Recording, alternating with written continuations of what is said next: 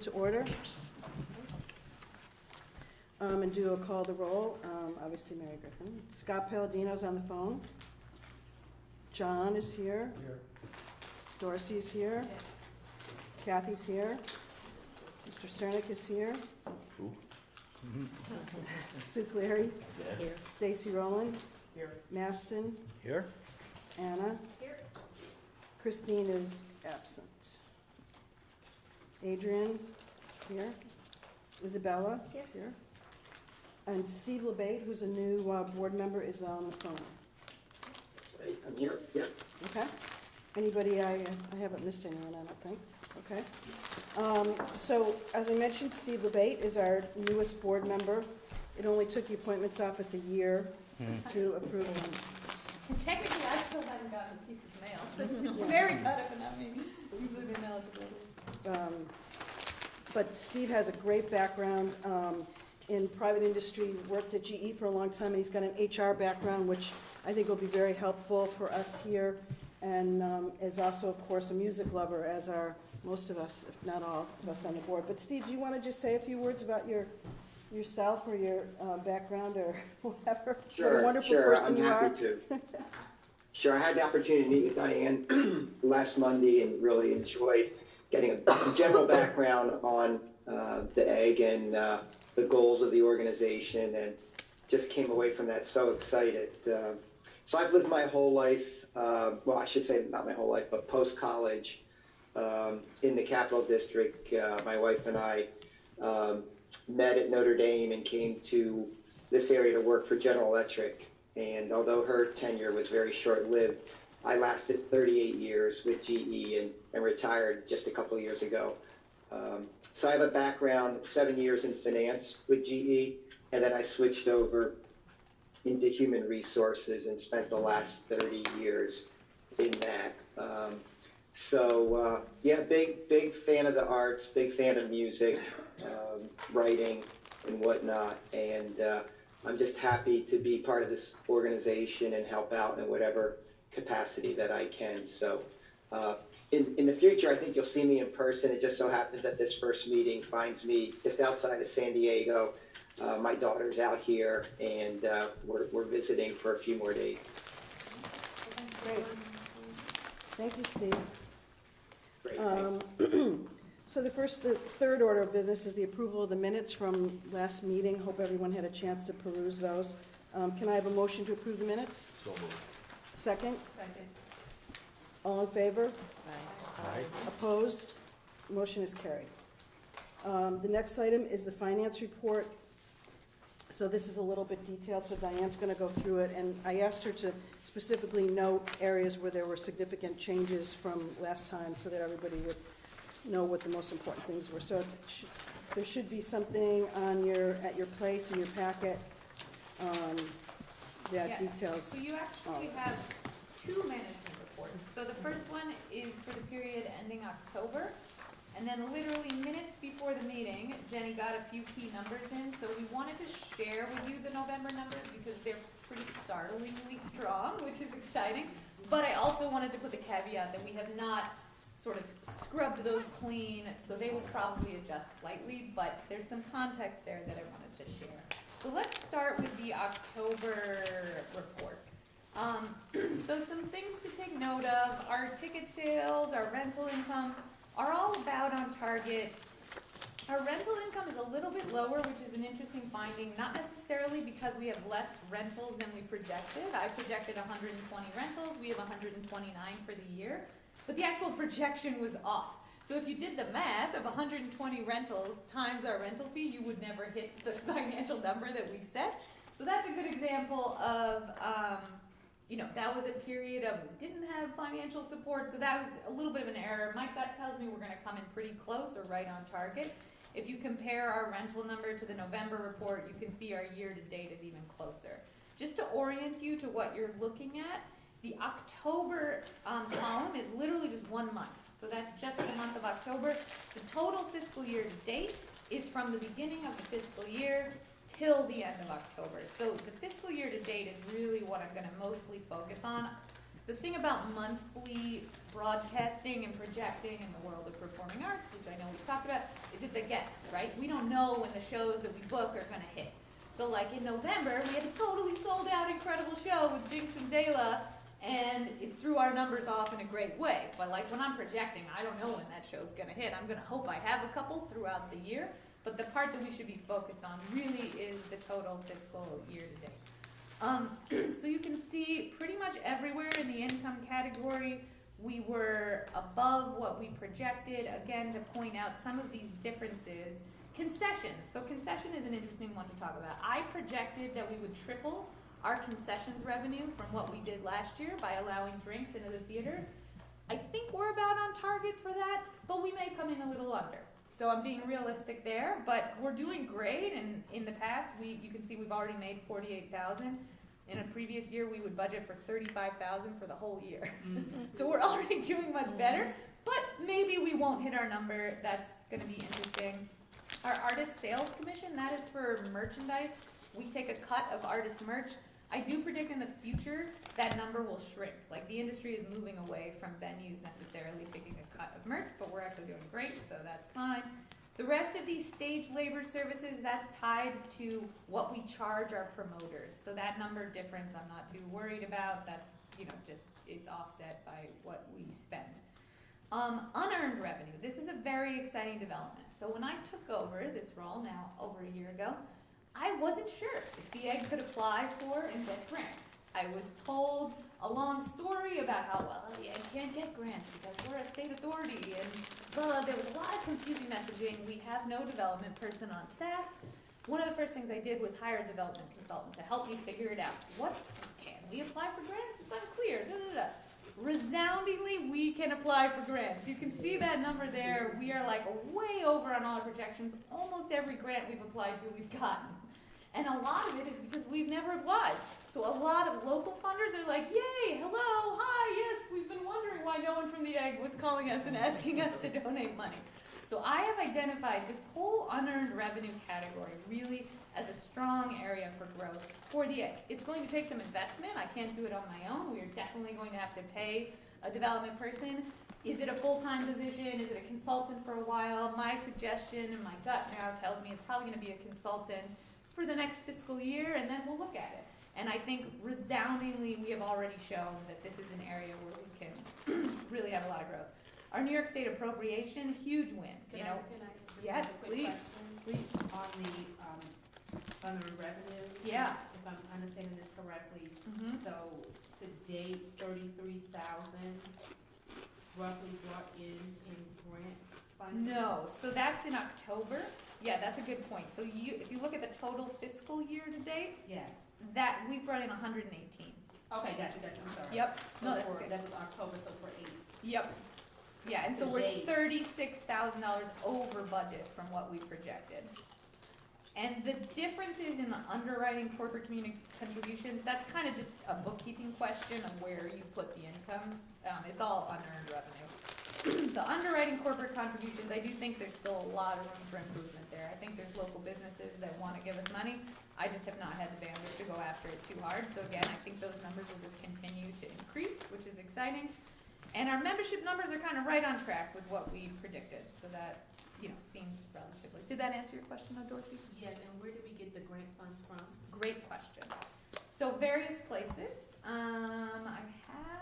I can go into detail. Where is that document? I have a little bit of a report of where we, you can see it here on the screen. But so Arts Thrive and Grow, that was a re-granting program from the Arts Center of the Capital Region, specifically to support our Resonance series, which is working with the South Asian Artist Curator, which is where Metroland story about. Discover Albany, so that was a $5,000 grant. J.M. McDonald, that was a new grant we've never applied for. It's a fantastic. Bender Family Foundation, Jeff Bender's right here. I had coffee with him. He was like, I love what you're doing. This is great. Like, that was a huge win for us, $15,000 grant. Union College, in the past we were getting $11,000. This year we got 20. CDPHP, they're giving us support for Lori Berkner. Price Chopper, And then the big one that I haven't announced and hasn't hit the books, but we got is a Market New York tourism grant, which is very, very exciting. So that's not reflected in these numbers. That will impact our next fiscal year.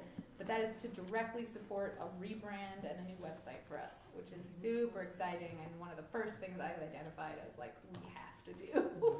Also, Capital Region Gives Back. So this is the Saratoga and Capital Region Living event that's coming up. We don't know how much money we'll raise from that. I don't anticipate a huge number. And then Albany Wine and Dine. This is the first year in a while I think that we've made it as a beneficiary, so that's exciting. And then for the first time ever, we're doing a year-end giving campaign, and then we'll be doing a SEEP campaign. So I'll go into that, but that was a great question. Thank you. Yeah. So unearned revenue, sort of, and then the New York State appropriation. Obviously, this was a huge, huge increase. Again, we used to get 221. Thanks to Mary and Scott, we advocated strongly, and we were able to bring that up to 500 plus the 100 from NISCA. So that's a big, big increase that is continuing to really allow us to support our just very basic operating costs, really. Interest is doing great. That's something that is on the mind of me and Jenny for sure, is can we increase the amount of money that we have invested, because we're making good money on it. Yeah, Jenny, one of the issues that came up, I don't know, it was maybe a year ago, was what kind of bank accounts our money was in. Yeah. And I think I raised a concern that it seemed like they were, not getting the interest that they could have. They should have been in money market. It's true. As a former banker, or I play one on TV, but. But we have 1.4 million sitting in one checking account and only raises about 850 in interest each month. Does that have to be in a checking account? I mean, To my mind, it doesn't, but I still have to get confirmation from the tax and finance department okay. on whether it needs to.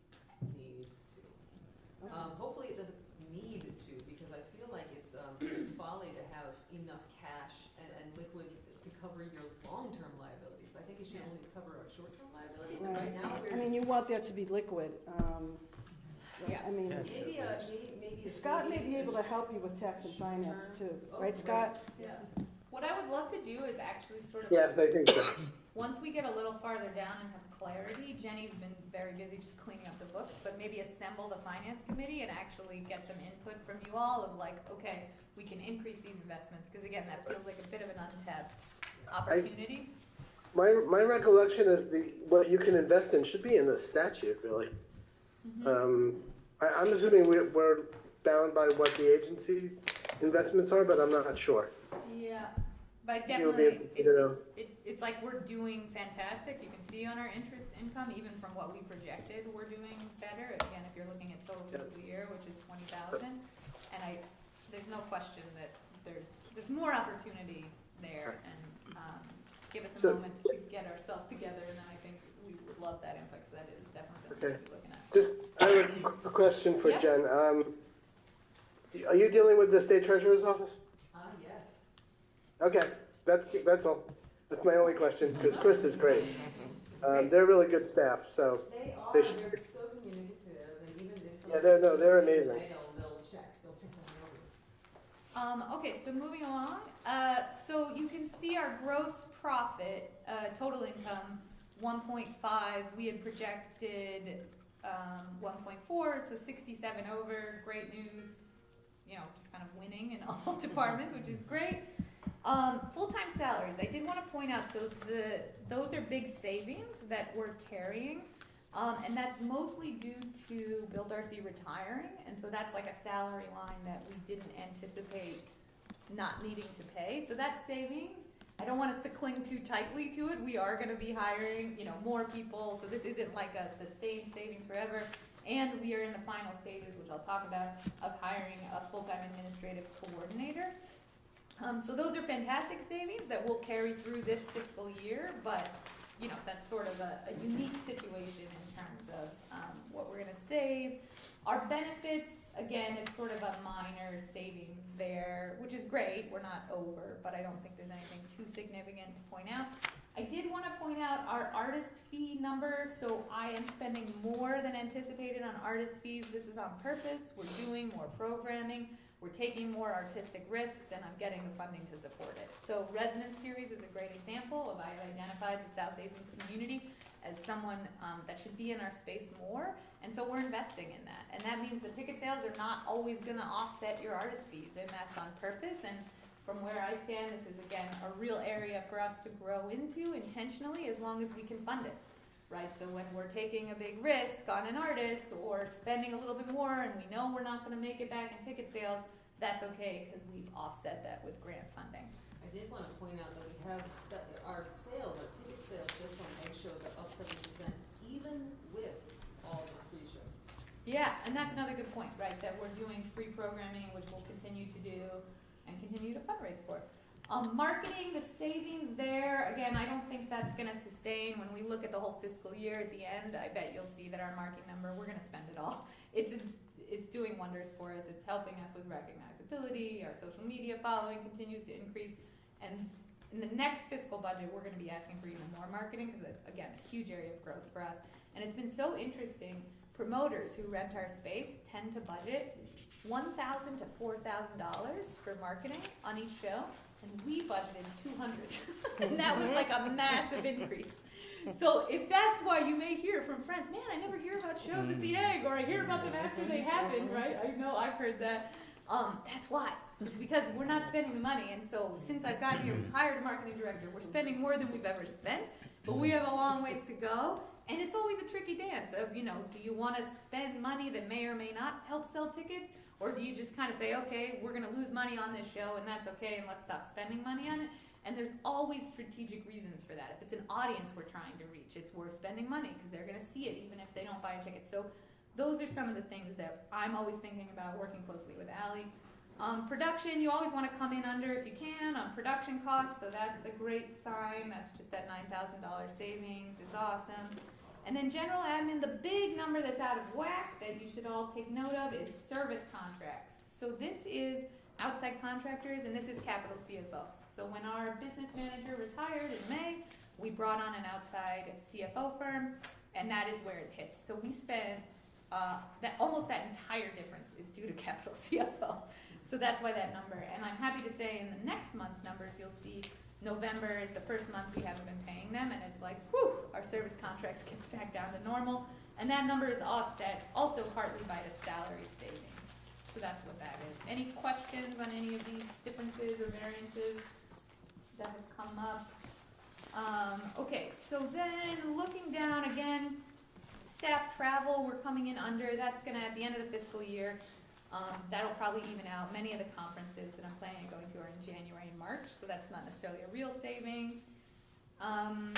Everything else is kind of in line. I think the exciting news is that we projected at this point in the fiscal year with a zero budget, right? At the end, we budgeted for a zero net loss or profit. We budgeted we would be at $18,000 at a loss, and we are at $111,000 to the good, which is fantastic. $120,000 variance from what we projected. A few other things to point out. Jenny has inherited a tough job with our books, so they've been through a lot of transitions. Matthew was our business manager for over 20 years. Then we brought in capital CFO, who did the best they could, but there were a lot of missing pieces in terms of bookkeeping. And so there were a few things that were not accounted for, like vacation accrual. That was not an expense on the last management report. So we have now added that in. So I did just want to preface these numbers. It's interesting, when we didn't have vacation accrual, the numbers were even better, right? So it's like we're doing great. A bulk of our work right now has been predominantly on cleaning up the books and getting ourselves in a good spot. So then you can look through the rest of your packet, and we compare this year to last year. The difference in ticket sales is mostly due to, if you look at November, it's like that difference is almost eliminated. It's basically because we had a great month in November. Again, the ticket sales are a hard number to keep track of on a monthly basis because it depends on the month. Rental income, we're about the same. So I think the big difference is that we made $255,000 more than we did this same time last year, which is great news. So Diane, Yeah. based on all of that, Yeah. what is sort of right now your projection that Did you reforecast the year, what we're gonna end the year? We did. I think we're gonna end the year looking real good. I think it's gonna be at a 200 plus surplus at the end of the year. Okay, and given that, do we need to reforecast the budget, or Good- you know, so that we're Good not? question. We are, you know, from what I can tell historically, the egg has never done that. For Okay. those of you who have been on the board longer, you should speak up, but from what I could tell in our paperwork, we don't tend to you know, whatever the board approves as the budget is our budget, and then our reporting against it at the end of the fiscal year is like, this is what we learned, we did great here, we didn't do great here. It's very much a living document in the sense that me and Jenny are looking at the numbers every month, so November's a great example, if she's like, I know you have a board meeting in 2 minutes, but like, the numbers are here, let's at least use them. Because this is your first full budget, is that right? This is my first your- full yeah. budget, so this is the budget that I made, and this is the budget we're gonna end with, and I'm learning a lot as we go, and something to point out is, if you look at the November report, on page 5, the net income in even just 1 month forward is 184,000 net income, which is just great news. Now, I don't know, you know, we could have a couple rough months. If you look at the month to month, we definitely had some shows that we lost our shirt on. Like, you know, that is the business. You take a guess, you think something's gonna do well. So I can't confidently sit here and say, oh, we're golden, we're gonna have a great year. Our projections that we've done, Jenny's like, We can though, because of deferred income. Yes, If you True. look at the deferred income, let's see, in the November pack, let's look at the statement of, let's look at page 10. okay. of So the this is your November, so the other packet. Right, this is our balance sheet as of November, right, as of November now, and then November last year. If you look at deferred ticket sales, it's up by 57%. That means the money that's in our bank account right now, more of it is earmarked to become income at the end, during this fiscal year. And also the same thing with the venue rental deposit deferred income. It's up by 230%. So I have a feeling we're going to, if not hit what our budgeted income projections were for ticket sales and Yeah. venue rental, we might even exceed. Surpass it, yeah. Yeah, and I think I purposefully created a budget that was fiscally responsible. You know, I genuinely wasn't sure, right? It's Yeah. my first time on the job, so I'm very proud of where we're looking like we're gonna go. I think, but there's a lot to learn, right? Ideally, we have a budget that is a little closer to reality. It's great to do great, but and there's a lot of space that we need to invest in, right? Our staff is still incredibly tight. You know, we have a very small team. The plan, given our capital project coming up, is we're not gonna add to the full-time staff before July 1st. So we're gonna add one more position and then keep it on lock, because we're gonna keep everybody on payroll during those 6 months where we go dark with no income. But then afterwards, like, definitely on my mind is gonna be, okay, if we're running at this much of a profit, what are we doing? How can we invest in the egg? And there's a lot of big ideas there. That was a great question. Other What are questions? so we've got 4 months left in the fiscal year. Yep. What are your sort of fears or kind of Yeah. challenges on the horizon for the next 4 months? Yeah, good question. I think it mostly comes down into ticket sales. When I'm looking at our ticket sales for the rest of our Egg Presents, we need to book one more Egg Presents to hit our 50 Egg Presents for the year that I projected. I don't think we're gonna make money on every single one, right? So there's gonna be months where we spent more on artist fees than we brought in on ticket sales. It's gonna be offset, the numbers are gonna be rosy because we're crushing it in all the other places. That is how we should be operating. The industry standard for nonprofit performing arts centers tends to be, you spend this much on artist fees and you make the same amount in ticket fees. You're not really trying to make money on ticket fees. You have to make money ancillary. So that's ticketing fees, that's, you know, beer sales, that's artist merch, that's all these other add-ons, rather than the days of you make all your money on ticket sales have kind of died. So I think that my head's definitely looking to that, of like, let's try and at least make what we're spending, right? And like learning that. Otherwise, I'm feeling pretty good. I think we're just gonna kind of land in a great place, and the onus on me and Jenny is, okay, how does this inform our next budget? That's really what I'm focused on. And the big issue, probably the biggest issue that we're facing that's the biggest time suck is actually the bookkeeping.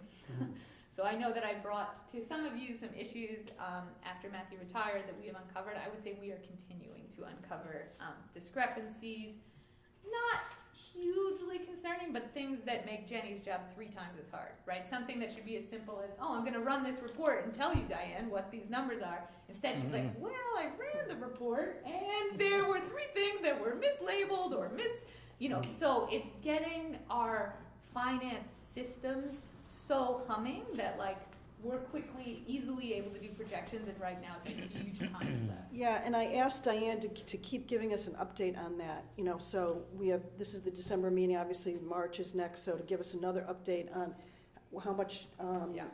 they've been able to improve that, what kind of, extra stuff they've been doing and whatever. Yeah, So- and I think it's like we're not even at the point, so part of hiring Jenny was we're gonna hire her a number 2 hourly person, but she's not even at the point of like, I know what that person should do yet, like that, we still have to like, we're getting there, but it's been a big process. So I'd say that's definitely a point of like, oof, okay, it's gonna continue to take some time, and then we have to be looking forward, You all hired me to hatch the egg, so I'm committed to like, we're gonna get there and really be thinking big and dreaming big and doing some big ideas that haven't been done. Did somebody have a question? Yeah. Somebody had something? Yes, that's true, we didn't, that's right, we had personnel. This is Jenny Harder, our finance manager.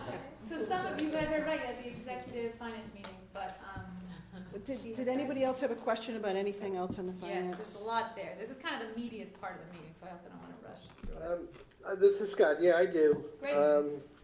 Do we have, at the end of the day, I think I was looking at the statement of liabilities, but I don't, to try to find stuff this quickly. Just curious about what we have in reserves and having this extra, let's say you end up with $200,000 more net income than you projected. Yeah. Given the uncertainty surrounding the capital project, I was just curious to know what we would bank at the end of the fiscal year, what would be our balance?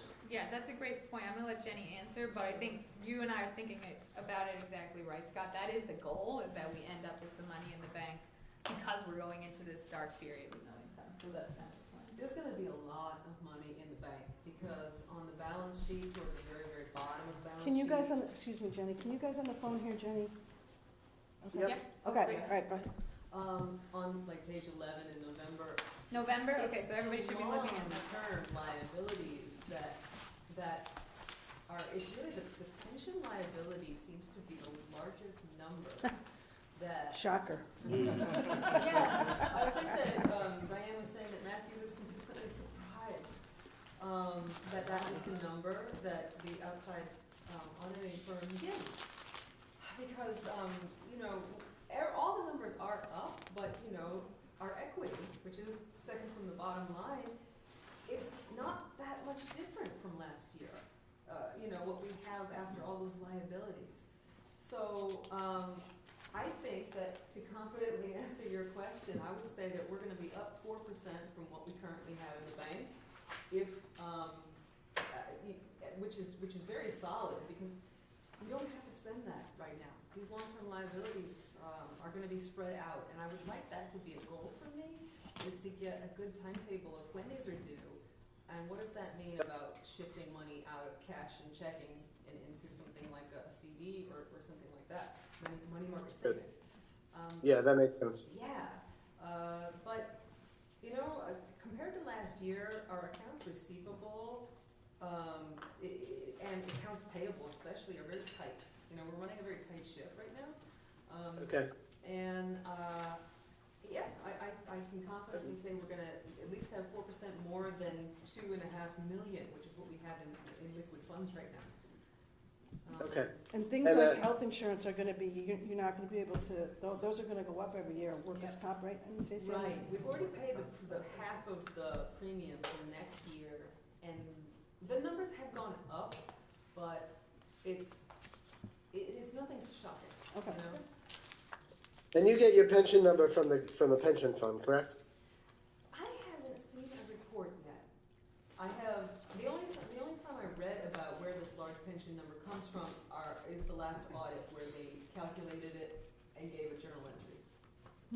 Yeah, yeah, it's interesting. It has tended to. We should discuss that in finance, Yeah. Okay, great. just because, there are standards, I'm not, I don't do government accounting, but, just from being around government all these years, I thought you would get that money from the pension fund. Right. Because they use a standard, government accounting accruals, I think. But we can talk about that offline. Please, I would really welcome that, because there are some things I just have all these questions about. Okay. Great. Yeah, and I mean, I will say, one of the things I remember vividly with Peter when I was getting on board, he's like, oh, we'd have this great P&L statement, and then the retirement pension throws it all out of whack, and it's like, you're doing great, but you have to carry this. But you have to carry those liabilities, but they're not payable in 1 year, so. Yes. Where's that?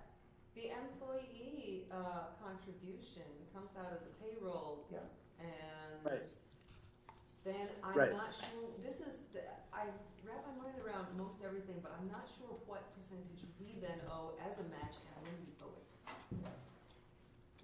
And then what of that is distributed under this pension? That's right. Right, yeah. Great question, Wow, that's Scott, a- you stumped us. I mean, that's No, an well, I important thing remember- to know what our I asked this contribution is. question when we went over the audit, and that was my recollection, but that's why I'm asking again, because it's such a big number. It is. Yeah. And I want to make sure that we get a good handle on it, since it's Yeah. growing. So let's make a note of that. Scott, if you're willing, I think we would love to pick your brain and just go a little deeper. Because, there must be someone at the controller's office who could be our contact or whatever. Definitely. Yeah, and I know the head of the retirement system, so Ooh, I'm happy to. good. So in the notes, Scott. Who is it now, Scott? Yeah, who is it? Jason, oh God, what the hell is his last name? He used to work at Bill Drafting. Ah, Really? Jason what? Yeah. Jason From bill Cooper? drafting to be the head No of the kidding. He's the guy that did my retirement, good guy. Okay. Yeah, he's a good He's guy. a good guy, though. He really is. He knows what he's. I've talked to him a lot. Mostly, Who's the number in two? general. So, All right. These were all we can try to. great questions. I mean, I guess, so now looking into November, just to quickly point out a few things on the P&L. You can see our ticket sales, we're now projecting, $35,000 over where we thought we'd be, which is great. Our rental income's 3.5% lower. We're up significantly in our contracted and rentals services, 35% grant foundation increase. Mostly looking good. We're saving in our expenses. Again, we're up on our artist fees, which was on purpose. And then the service contract. So if you go to page 4 of your November statement, look at the November services contract line, and you can see that's such a significant difference from what we have been paying, and that's again because capital CFO. So that is making me feel better, because that was a big number to be carrying that we completely didn't anticipate, right? It was not in the budget at all. So you're gonna see that variance at the end of the year. Yeah, and then our net income of 184, which is just amazing. So that's all really good news. Any other questions? And Jenny, jump in if you think there's anything more that we need to be pointing out on the other sheets in here. The statement of financial comparison. I did want to just point out, so our AP and our AR, Jenny's been doing a lot of work of essentially chasing down people that owe us money and people that we owe money, and so the November AR and AP's aging summaries are a lot prettier in November than they are in October. So. I chased down the appropriation check. Right, which was a big one. We got our, that's $600,000 check that was missing. So. I think that was the last thing on Matthew's plate before he left, and he Yeah. just didn't invoice, he didn't vouch for it, he Yeah. didn't get the voucher out the door. But they were, the budget department, the finance, budget, finance admin department, for the state, they're really great to work with.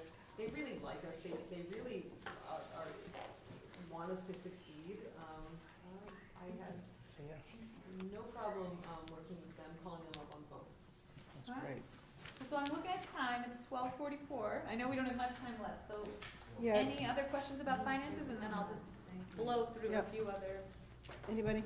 Okay, the next item is the personnel Yep. update, and you've all met Jenny. Yep, we have a few other open positions. We're in the final round with administrative coordinator. All the other positions are just hourly positions, but again, it's pointing to upping our game, increasing our ability to operate.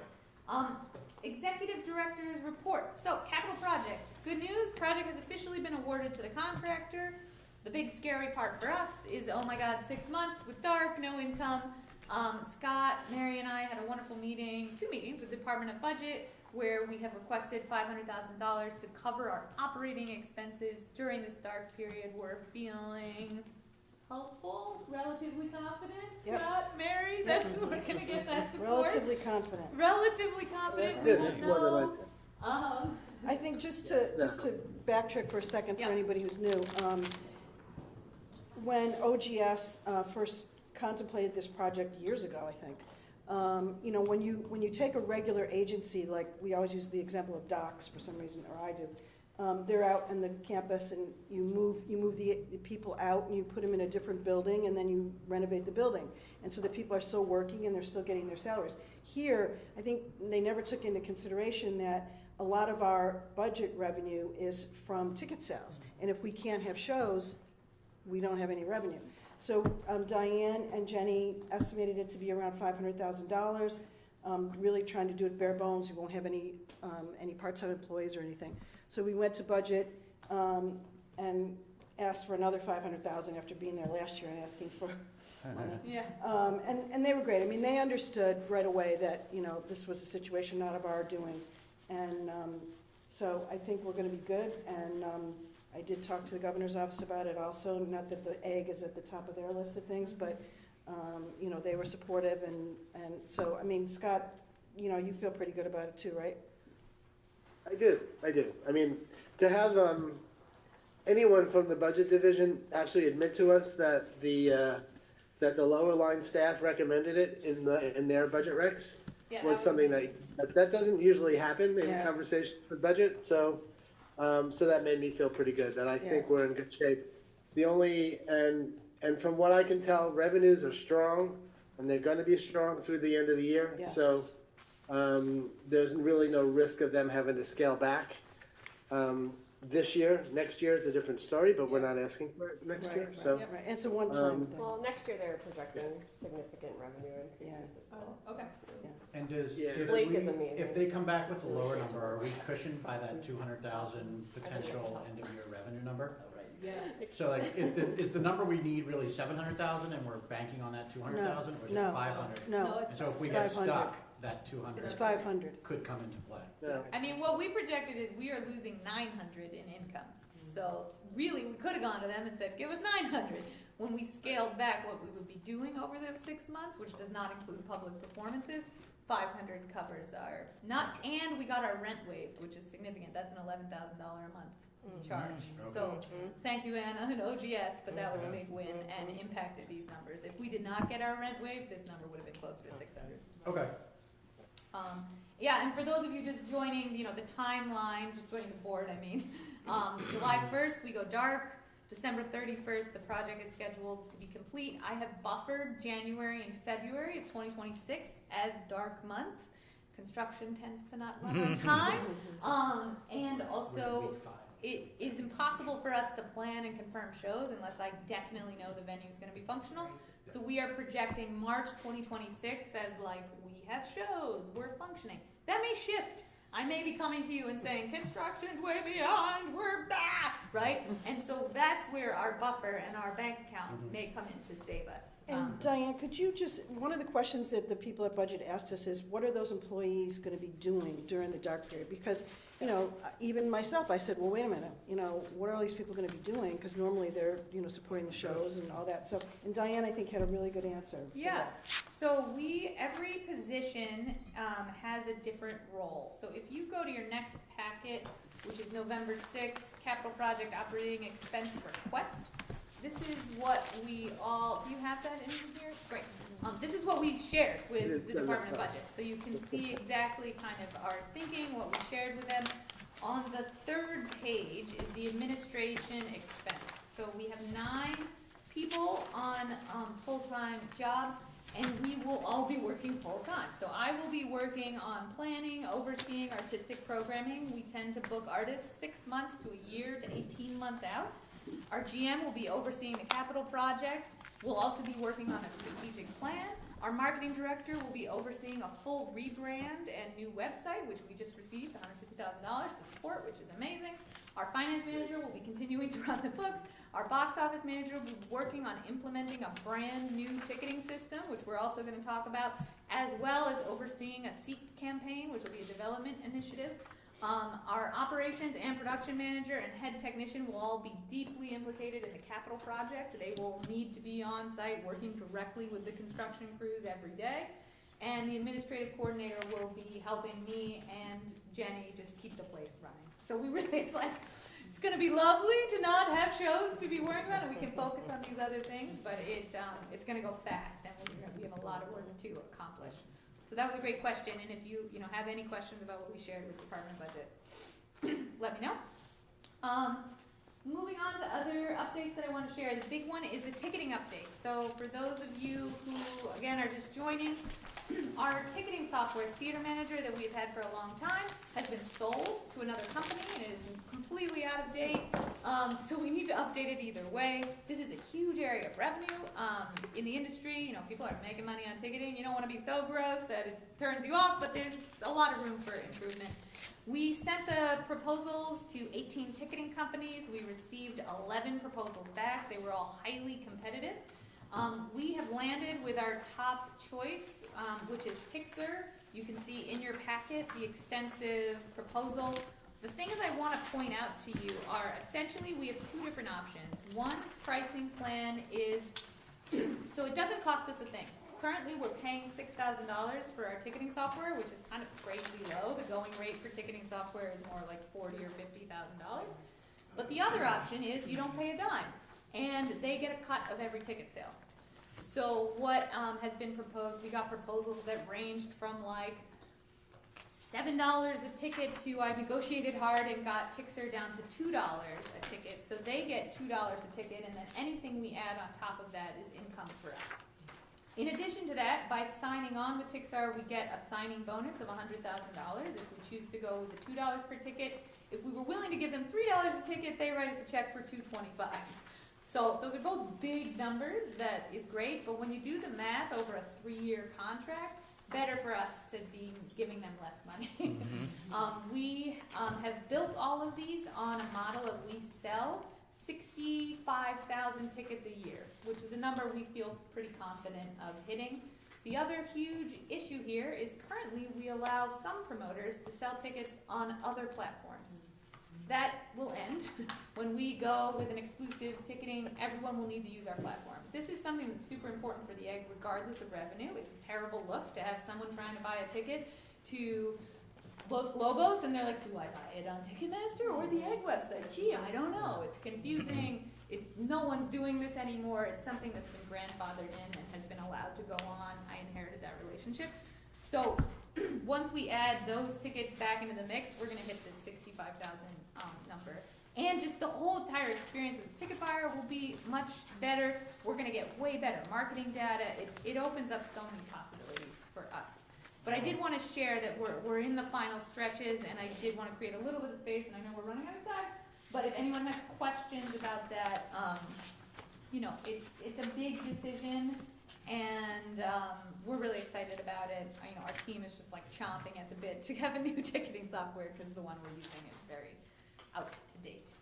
Who else uses this company? Anyone local that you know? Great question. Yes. So the other companies that use them is DSP, is a promoter that we work with a lot. They work in all different rooms. They're based in Ithaca, New York. And, I got a very clear endorsement of they're fantastic. There's a few other venues. You can see that Premier Music venues that they work with. But I would, State Theater in Ithaca, Levon Helm Studios in Woodstock, the Wynn Resorts. So they're definitely around. They're definitely growing. but it's a lot to get through. There's a lot of ticketing companies out there. Interestingly, Ticketmaster was one of our like less exciting proposals. Like I thought for sure they would come at us strong, and they were really like, here's some pennies. We're like, yeah, no thanks. So that was interesting. Access, AXS is the other one. They're owned by AEG, so it's kind of like Ticketmaster and Access are. So this is where we're leaning, but there's a lot to dig into. So if anybody has questions, I know we're running out of time, so I'm being mindful, but if there's any questions there, I feel proud of the extensive RFP work we did, and you can see, it was myself, Emilio, Ally, Zach, and Kyle reviewed all proposals. We met with all the different companies. And then I negotiated really hard to get us the deal that we have. Yeah, So, thank you, Diane. Good. so that's Sounds exciting. like a lot of good background work. Yeah, I think it feels good. Activity report, I don't know if we need to go into this too much, but you should all have an activity report in your packet. You can see under the egg, this is a great example of our numbers are doing great, but sometimes you book things that don't do well, right? I was Encanto. shocked at the Encanto I sing-along. know. I really thought that would be super popular, So 12%. Hi, and Dorsey was there, and it sounds like it was great, but it was sad, right? Wow. It was It was great. That's too Yeah. bad. Yeah, so, and that was a shocker, I really was like, oh, we have a strong family programming history. I think, you learn, and same with Story Pirates, that's a family podcast that I thought would do really well, it didn't. Sid Shriram, that was part of our Resonance series, that's a number I actually am proud of, 41% is great, that's a new audience for us, and we raised the money to support this, so it was like, totally fine. Michelle Indiacello, again, a lot of these are artists that we presented for artistic reasons, knowing they weren't going to be big money makers. But it's important to see those numbers for all of you, and feel free to ask any questions that you may have about that. That's a good thing. And I mean, the ones on the other performances look like we did, really, really well. On the renters? Yeah, Yeah. Three Dog Night, Graham Nash from my era, Yeah. and some of the others, yeah. Yep, and this is, it's all Okay. in line, but that's great. Yeah, any questions there? So development fundraising, we kind of went through that. I'm happy to dig into that, but the overall moral of the story is this is definitely a big area of growth for us. And I will need to invest in a development person to help us keep going. And some exciting developments as the egg is a blank canvas that I did want to share. So we're out for some big grants to have various types of art installed on the outside of the egg. So one that I'm really excited about is literally covering the egg in crochet, so like a yarn bomb. And I have identified the artist. Her name is London Kay. She's amazing. This would be the biggest world record of the largest crochet mural. Oh, it really is crocheting? It really is crocheting, and it would be community sourced with literally people crocheting 4x4 squares that then she sews all together. And puts over. So it's not a done deal. We have to raise a lot of money to do it. This is not a small endeavor, as you can imagine. But I will say we're getting really positive feedback and have found some great grant opportunities. So if we can raise the money to do it, I'm determined to do it. And the vision is this will be a 3-year public art program, crochet the first year, projection mapping the second year, and an interactive photography exhibit the third year that would feature community members in interesting ways. So that's, for me, as an art person, is like feeding my soul. I'm not in like spreadsheet land. So I'm hopeful that that will develop into something real, and we can all sort of. And the timing of it would be amazing if we could actually wrap the egg in crochet while we are incubating the egg and going dark for 6 months.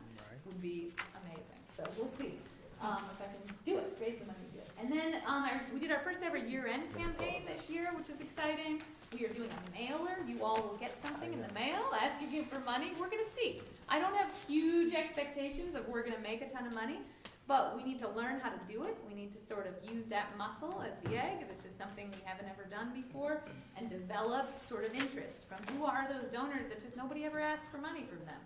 Who are those? Can you donors? explain what the secret? Oh, I'm sorry. I'm sorry, I was just gonna say real fast, do memberships, are they getting reminders? Because I feel like I'm up, but I haven't heard Yeah, I anything think from so, same anybody. thing. And so I don't know, Yeah. like, are They sort of are, but expiring it's very members getting email? passive. Okay. So we'll let you know. We can look Okay. into them. Yeah. I know board Like, I members feel are like Yeah, I'm because we around. do ask all the board Yeah. members to join to in. join. Yeah, if they probably. can. Right, yeah. Yeah. I feel like It goes so quickly. Yeah, Yes. So, I just remember it was like shortly after Diane started. Yeah. Started in September, so I must You're on the email, Yeah. yeah. Okay, yeah, it's buried at the bottom, like join as a member, but we'll reach out to board members and let you know. For Giving Tuesday. Did you get an email? Not even there I yet. saw it on Tuesday social media. Okay, good. Yeah, you should have gotten an email as well. My about Yahoo. giving. So I'll have to dig through that if it went to my Yeah, Yahoo. yeah. It's It's just a so, note to look for all the board members in Yes. constant contact. okay, yeah. We'll do that. But yes, so good question. Year-end campaign. So that's literally, make a donation to the yay, write it off on your taxes, tax deductible. We're doing a push digitally, but also literally for the first time ever, a mailer to anyone who bought a ticket to an Egg Presents show in the last year. So we'll see how that goes. And then the seat map campaign. So Yeah, that's you- what I was gonna yeah. ask, I didn't know. So this is, when we go dark, we are going to be replacing every single seat in both theaters. I'm going to share some samples. We went down, Emilio and I, to the showroom in New York City, the Kotobuki Japanese showroom, which was amazing to see all these theater seats. And so the vision is you can buy a seat in the Egg. And so you'll have your name on a plaque on that seat. Does not mean you get to sit in that seat. It's really just, you get to have a plaque on the seat. But this is a very traditional path of Performing Arts Center to raise money. And since we've never done anything like it, this year-end campaign mailer is sort of a first test So run these of, are like- the seat possibilities? Yeah, so I was gonna pass these around. Just don't see it. So Doesn't mean it's in the not there. Heart Theater, the vision is, this is what our current fabric is, the red, right here, you can feel it's very scratchy, you never really think about it until you get to think about a different option, which is very soft. So this will be, and it's important to also see the carpet color, so it'll be some version of this combination. We haven't solidified the carpet color, It but seems really dark to me. yeah, it probably, actually, I think The we're carpet. leaning, yeah, this won't be exact, but that's good feedback, yeah, maybe, I this- mean, I assume OGS has a decorator, somebody. we have an who's kinda- architect who does theater Yeah, stuff, he's the okay. one that's 'Cause helping that us. I just find dark carpet shows lint and everything. Yes, so true, yep. That's true. So I'll pass this around, you can feel that, That's and the then carpet. this is the carpet, yeah, and it's, none of this is It's finalized, just but hard though, because unless we're gonna tell everyone to leave their shoes at the door, the light ones are dim.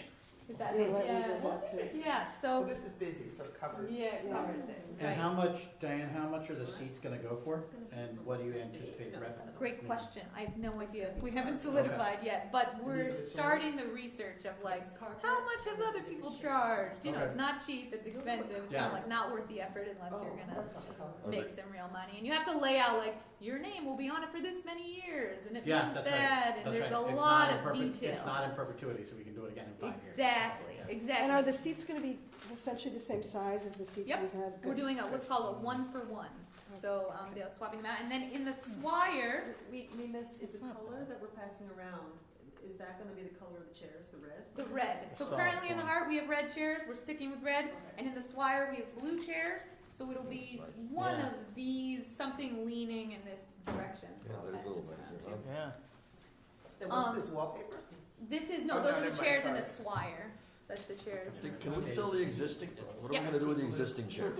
Great question. They are technically owned by the state, so they get auctioned off on OGS Yeah. buy website, I think. All right. Yeah, we had a lot of heated Along debate with the about drum that. I was like, no, line. no, I'm selling those chairs. We're doing Yeah, those as a thank you. fundraiser. It's gonna be great. And they were Probably like, have no. like a little tag on everyone. Oh yeah, yeah. No, no. OGS They're stands very and- clear. Not our chairs. It's their chairs. So those will, yeah. But I know it's kind of a Cool fun- color. It's very gentle, soothing. Yeah, and it's interesting too. If you want to just look through these, I'll pass these different ways. But it's the art of picking theater seating is so different than in your home because it has to work like that, right, across a giant It looks very different once you start thinking about it. All of them. All of them all together. Yeah. And then the really exciting news is the chairs that Jenny is sitting on, and here those will also be gone. As part of the capital project, there'll be new carpets in here, and those will be replaced with tulip chairs and custom couches, which I'm very excited Why about. don't we just do how movie theaters have the beds? Oh. Why don't you just- Oh my God, I know. My boys were like, Mom, you're gonna get those reclining seats, right? I was like, no, I'm not. No, can't work in our theater. Yeah, that would be great. Yeah, the VIP seating would get the. Is red a very popular color that board? Yes, it is, and I think so much of the architect heart, is yeah, the leaned. heart, he actually said we should go purple. But, yeah, he looked in that room and was like, purple chairs would look amazing in here. But I think because the egg holds so much historical significance, I really feel like it's important to go back to our roots. It's like the design vision of this building was so ahead of its time in 1979 that when you look back at archival photos of it, it's like they nailed everything. They nailed every part, and so we have that beautiful grounding to go back to, and I also fear the protests of if I tried to make the chairs purple in the heart of what all we would do. Any questions, anybody? Yeah. Are the naming rights of the theaters, are they up for grabs at this point, or are they, No are idea, those and I in don't perpetuity? even know how to find out. Like, do you think the archives partnership would have? I don't I don't even. know, there's gotta be an agreement somewhere, I mean, I the have Squire been- family's still around, but Yeah. Kitty Carlisle Hart is not. So, we are partnering with the New York Archives Trust and the New York State Museum for an event of theirs, and in exchange, they're giving us an archivist who's literally gonna take us down to the archives and help cool. us find all this incredible egg things, you know? And so, maybe that's somewhere I could ask, because I genuinely don't know, actually. I've had the same thought, but it's a great question. Well, and one of the things I think I mentioned to you was that we should have a sign somewhere, Yes, saying, you know, Governor Kathy Hochul, yes. you know, Commissioner of OGS, what's her name? I forget her name. Jeanette Moy. Jeanette Moy. Because, you know, people when they come here should know that the state, Right. you know, is contributing to this. And I know one of the first times I came, when I became on the board, was I couldn't believe there was no sign saying, you know, in fact, there's an old George Pataki sign somewhere. Yes. So we've made some good progress. We've measured everything, and we have a printer. We just have to decide what we want it to say. Okay. But we're there. We're kind of like ready I to just go. have one question. Yes. Do you consider, I mean, I assume you consider changing materials, it might change the acoustics of your home? Great question. So some of the key factors to that is less about the fabric and more about, so currently our chairs are plastic. They have plastic backing, and we're going to a wood backing. So that black square that was passed out, Okay. it's actually wood. And that is for acoustic reasons, that apparently, well, and also wear and tear. Apparently it's easier to repair wood than it is plastic. Plastic, you have to repair the whole thing, whereas wood you can patch up. So it's all about, like, you invest now in very expensive chairs that are supposed to last you forever. But acoustically, I guess that's really the question more than, the fabric was close enough that it won't impact the acoustics. But it is a really good question, and it's why we're working with, like, specifically theater seating companies, and it'll have to be bid out, but they've officially awarded to the contractors, so then they work with the architect to ask all of those questions, because it is super important. The acoustics are so good. Are we ready to adjourn, or, because we're gonna Oh, go and into then new executive business session. questions. Sorry, oh, I'm sorry, No, yep, good. I yep. got through everything. Yeah, this is a kind of a new category in our board agenda, it's just new business. If anybody has any questions about anything that didn't relate to what we've already talked about. And then we are gonna go into executive session, we have one item to talk about there. 2 minutes. One quick thing, or two quick things, I guess. Yeah. Number one, so the budget for next year, so finance will be meeting over the next couple months to sort of assist with that process, because when we meet again in March, it'll be Yes. the end of the year. I So mean, it'll be, February is our finance executive committee meeting. February 12th is Okay. the finance committee meeting. Okay. So that's when I'll bring a proposed budget for us to kind of hammer into. okay, and then the second thing, I don't know if this is a, executive committee, I know we'd had an issue with one of the promoters. Yeah, we're gonna talk about that in That- executive okay, session, yeah. perfect. Great. Yeah. I just had a quick comment. Please. Just wanted to thank Diane and the team during the Encanto performance I hosted. They Oh, great. hosted my daughter's birthday party in here Was so that we could attract new clientele, so the families came, had the party here, then we all walked over to the theater. But Diane and the team were fantastic. Oh, So that's- you made that was a great 12 to idea. 16%. Yeah. It was like so great. We were, thank you. We were at the party. Yeah, and they thought that was great. Right? That's No, it was great. really fun. It was Thank you. awesome. Thank you. Okay, I was just anything sad there weren't else? more people there. But Anything else? Okay, I'll take a motion to adjourn the meeting. Motion. Thank you. Second, all in